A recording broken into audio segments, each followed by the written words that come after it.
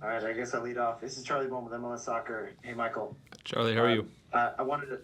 I'm well, thank you. I wanted to ask a couple. One, just generally about what the result meant to get back in the right direction, and how you look at a pretty big week. I know you have to focus on Columbus first, but pretty hefty game at the weekend that I'm sure you and your team and as well as the fans look forward to. Yeah, the result in Chicago was a really important one.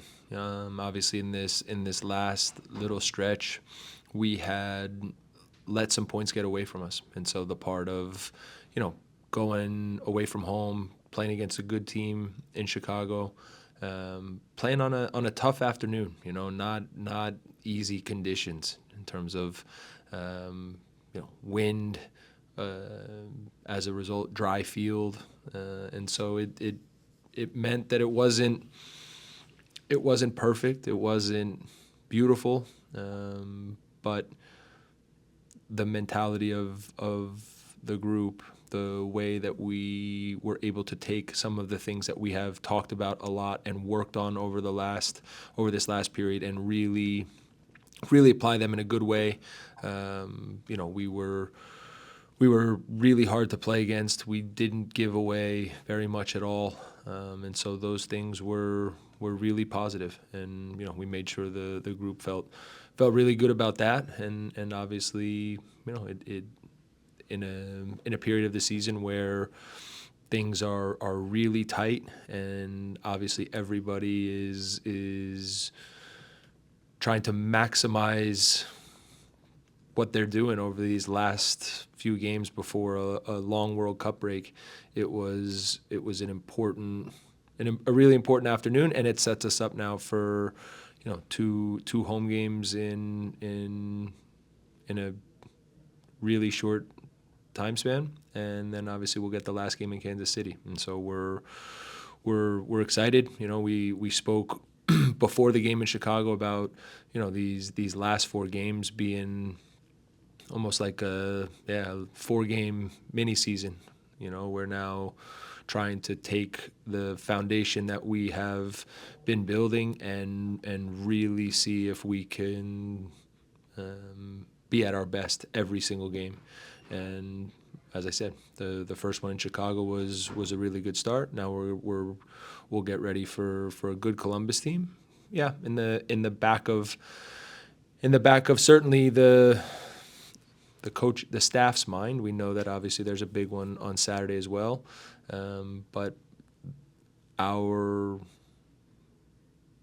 our mentality this year has been from the beginning to take one game at a time and be ready to go after every single 90 minutes with everything we have, and then when that's done, turn the page and be ready for the next one. I'm writing about Audrey Mehmedi this week, and I know you've talked about him over the last few months, but just wanted to get your perspective on him as a person and as a player, someone that you built things around. At least that's how it looks from the outside, and someone that I'm sure maybe your evaluation is significant specifically because you played such a similar role in your playing days. Yeah, Audrey is he's a great kid and has really really good starting points. When I first started working with him with the second team last year, you could see right away, and obviously I had watched all of the games, and so I certainly knew from the outside what type of player he was. But when you start working with him every day, then you see up close the qualities that he has. You see the football, you see the intelligence. But what you don't know when you're just watching on TV or watching from the outside is the personality and the fearlessness and the love for the game. He has this infectious joy and love of training every day, of playing, of competing, and he doesn't get phased by anything. And so those starting points are really good ones for a young player. Obviously, I've tried to take the experiences that I have as a player and my understanding of what it means to play in there and help him in different ways. But the starting point is him and his package of football and mentality and personality. And so we're really pleased with his progress and going to continue to do everything we can to help him take it all even further. Next, we'll go to Dan. How you doing, Michael? I'm good, Dan. How are you? I'm doing good. As we've seen with your team last year at Red Bull 2, a lot of the offense in the final third is generated out wide through the wingers. And we saw it this week with George and Cade getting on the score sheet, and Cade's been excellent with providing assists as well. But when they're not on, a lot of times the offense kind of dries up a bit. How do you find those performances more consistently, where they are being more aggressive, taking more chances, shots on net, getting crosses into the box to Julian and whoever's playing striker at the moment? How do you find more consistency from their games where you guys are producing more offense? Yeah, it's a good question.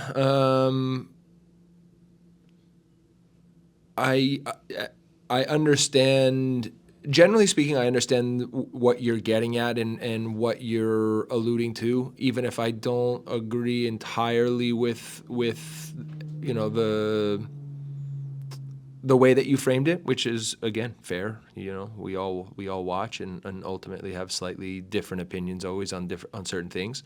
For sure, this is the part where I agree with you that we need to continue to find more and more ways where we can make more chances, score more goals, be even more dangerous.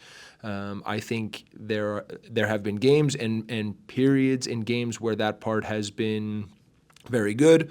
There have been periods where we create a good amount, but then can't get the final part of the action right, whether that's the final pass or the last finish itself. And then there have been other games where the part of being able to take our football and our ideas and be more make more chances, attack in more ways, get into the box in different ways, in different areas. Those things we work on every day. Obviously, look, when your starting point is 4-3-3, which ours is, certainly you're going to ask a lot of your wide attackers in terms of what they're able to do, and in terms of it, with the team being dangerous and scoring goals. Julian's gotten off to a really good start and has been, very dangerous and has really helped us get goals and set up plays in other moments. Cade and George have had really good games and really good moments to go with that. Obviously, it took them both a little while, but now in this last stretch, George has 4 goals. Cade gets his first goal in Chicago. So there are positive signs there for sure. And then the part that goes with that is still, our front three. We want them to be dangerous and attacking and finding ways to get us goals. But then, how can our eights chip in as well? In certain moments, our fullbacks moving forward can also be a way that we're even more dangerous.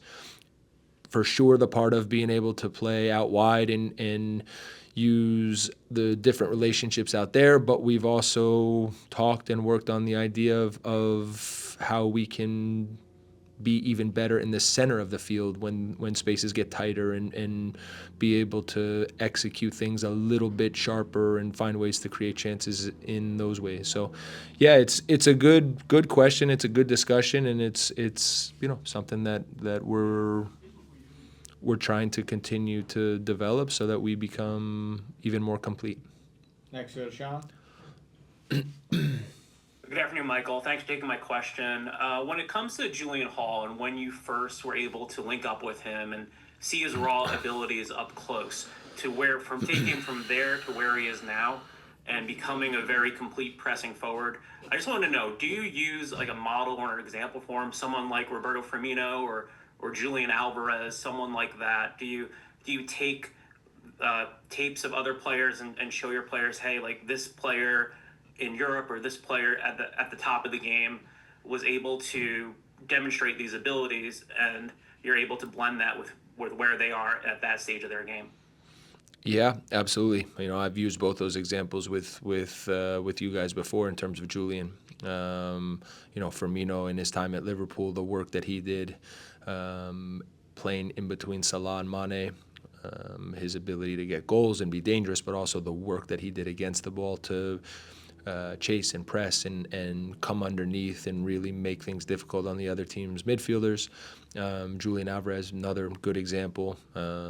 Obviously, you look at a guy like Dembele and what he has been, what Luis Enrique has been able to do with him at PSG, and obviously Julian Hall's profile is not the exact same as any of those guys, but you are with all of your young players, you're always trying to help them connect the dots between the qualities that they have, their profile, and players at the top level, and what that looks like and how they can ultimately take who they are as players and make sure that their qualities can hold up as games get harder and as the level goes up. So that's something that we do with all of our young guys.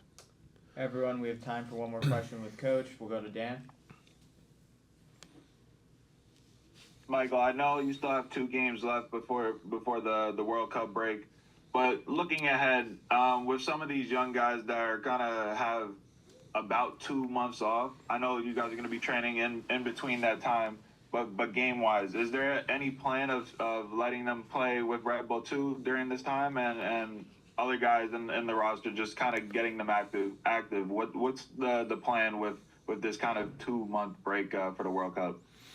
It's a good question. So obviously now in this next 10 days, we've got 3 games, Columbus, New York City, and then Kansas City. The focus right now is on making sure that the group is ready to, as I have said, maximize points and play in the best possible way over this last little stretch, because these are games and points that are going to really set us up for the second half of the season in a good way. The World Cup break is certainly a new and unique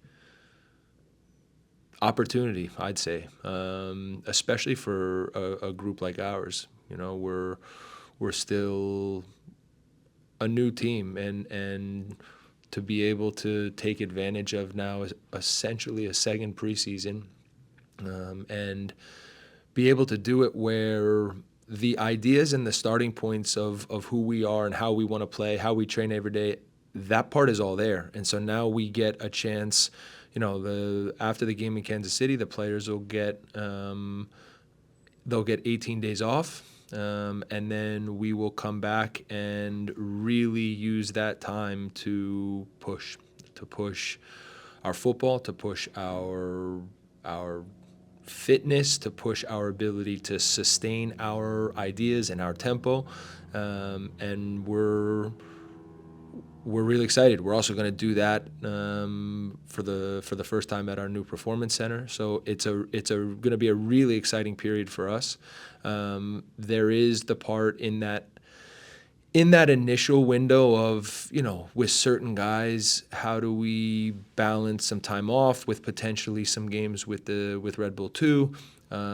So those conversations, those discussions will, honestly are already ongoing, and, we will continue to evaluate the best way to handle things on a player by player basis as we move through this period.